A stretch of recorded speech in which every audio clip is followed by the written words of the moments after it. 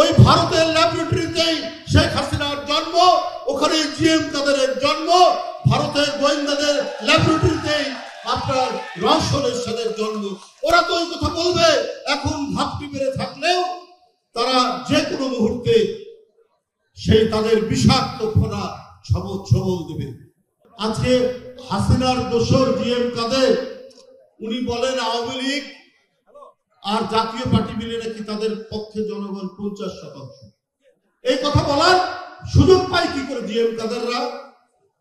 এর সাথে শেখ হাসিনার এই রক্ত ঝরানো যে তার যে দুঃশাসন, যে দুঃশাসনের মধ্যে কত মায়ের কোল খালি হয়েছে, কত বোনের চোখ দিয়ে অশ্রু ঝরে পড়েছে, কত পিতা উন্মাদ হয়ে গেছে সন্তানের শোকে।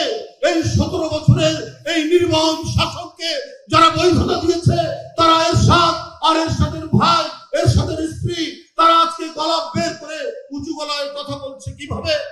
আরে আমরা সবাই জানি ওই ভারতের ল্যাবরেটরিতেই শেখ হাসিনার জন্ম, ওখানে জিএম কাদেরের জন্ম, ভারতের গোয়েন্দাদের ল্যাবরেটরিতেই আপনার রহস্যের সাথে জন্ম। ওরা তো ওই কথা বলবে। এখন ঘাপটি মেরে থাকলেও তারা যে কোনো মুহূর্তে সেই তাদের বিষাক্ত ফোনা ছবল দেবে। স্বরাষ্ট্র উপদেষ্টা, স্বরাষ্ট্র সচিব, পুলিশের আইজি, ওনারা আন্দোলনের উত্তাপ, আন্দোলনের তরুণদেরকে কি করে নৃশংসভাবে হত্যা করেছে। শেখ হাসিনা তার সিংহাসন, তার গদি রক্ষার জন্য নির্দয়ভাবে তার আইন শৃঙ্খলা বাহিনীকে ব্যবহার করে যে রক্ত ঝরানো পরিস্থিতি তৈরি করেছে। এই আজ কি আপনাদের গায়ে লেগেছিল? আপনাদের গায়ে যদি লাগতো তাহলে যারা সুমনকে হত্যা করেছে, গায়েব করেছে, যারা ফরাদকে অদৃশ্য করেছে, গুম করেছে, তারা আজও খুঁজে পাওয়া গেল না কেন? কারা তাদেরকে অদৃশ্য করেছে? তো আপনার সরকার 4 মাস পার হয়ে গেল, আপনি তাদেরকে খুঁজে বের করতে পারলেন না। আপনাদেরকে শুধুমাত্র উপদেষ্টা করার জন্য, আইজি করার জন্যই কি এই যে মুগ্ধরা জীবন দিয়েছে, আবু সাইদরা নিজের শার্ট ছিঁড়ে দিয়ে বুকে বরণ করেছে, উত্তপ্ত বুলেট, তারা লুটিয়ে পড়লো মাটিতে আপনাদেরকে সিংহাসনে বসানোর জন্য? কেন এখনো সুমনের হদিশ খুঁজে পাওয়া যায়নি?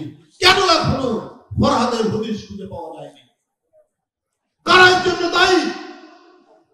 কারা তাদেরকে গুম করেছে? কারা তাদেরকে অদৃশ্য করেছে? তাদের দোষররা আপনার প্রশাসনেও আছে। উপরের দিকে 2-1টা পরিবর্তন হতে পারে, কিন্তু ভেতরে এখনো অনেক লোক রয়ে গেছে। একটি থানায় আওয়ামী লীগের 17 বছরে আমি শুনেছি 15 থেকে 20 জন শুধু সাব ইন্সপেক্টর। আমরা জন্মের পর থেকে একটি থানায় এত পুলিশ সাব ইন্সপেক্টর নিয়োগ পায় এটা আমাদের জানা নাই। কিন্তু হাসিনার আমলে দেওয়া হয়েছে।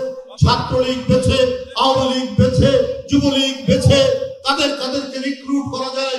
এই 17 বছর রিক্রুট করেছে। কেন তারা বাছাই হয়নি? কেন তাদেরকে সরানো হয়নি? থানার ওসি তো কাজ করতে পারবে না, এসপি তো কাজ করতে পারবে না। ওই সাব ইন্সপেক্টররাই তাদেরকে নির্দেশ দিলে তারা সরকারের নির্দেশ অমান্য করবে, তারা খুঁজে বের করবে না। তো সুতরাং আপনি আজকে সুমনের যারা গুম করেছে, আজকে যারা ফরহাদকে গুম করেছে, তাদেরকে তো পাওয়া অত্যন্ত মুশকিল।